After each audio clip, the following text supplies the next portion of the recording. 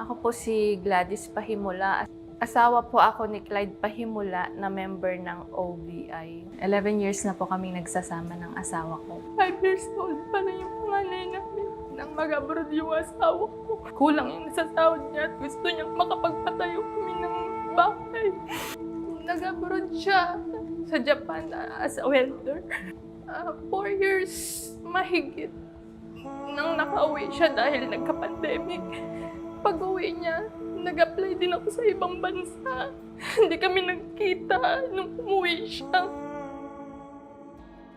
Nag-inquire po siya sa video post ko about sa business na ginagawa namin and nagkausap kaming dalawa. Yun nga po, yung sumali po siya dito sa totoo lang.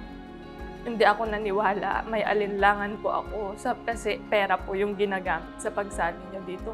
Tapos sabi niya po, huwag kang magagalit, sabi niya, ipang-business natin to para sa inyo to. Pag uuwi ako, sabi niya, hindi na ako babalik dito. Sabi niya, magbi-business na lang ako dyan. Sobrang nakita ko at naramdaman ko na sobrang interested talaga siyang gawin yung negosyo. At the same time, nagustuhan niya yung products natin na Silpro. Sabi niya, nakita ko na yun nga, may nag-mentor daw po sa kanya. So yun, sobrang excited niya. Talagang uma-attend siya ng mga meetings namin, ng mga trainings namin para matutunan yung negosyo. Pagkagaling niya ng work, sabi niya, tinawagan niya yung mga anak namin. Sabi niya na mag-fishing siya. Nung 9 o'clock na ng gabi, sabi nung panganay namin, Mama, tatawagan ko si Papa. Mag-good night lang kami. Nagre-ring yung cellphone niya pero hindi niya na nasagot. Nakatanggap ako ng tawag. Na wag daw ako mabibigla. Patay na daw yung asawa ko dahil nalunod lang. Sabi ko, ang galing niya lumangoy. Paano siya malulunod? Mga anak namin, alilig pa. Siya lang yung nagsusupport sa amin dahil umuwi na rin po ako.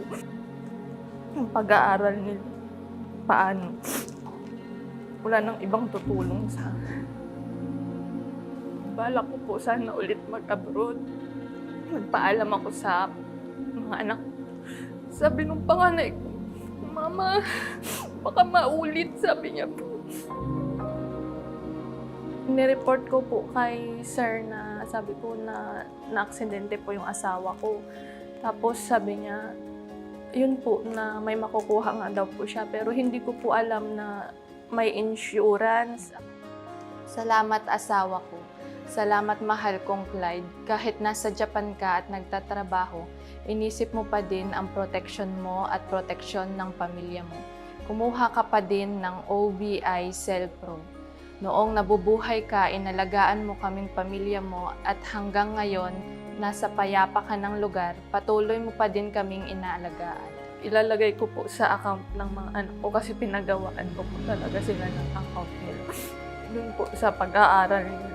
Kasi wala naman ibang tutulong sa akin kung hindi ako na lang.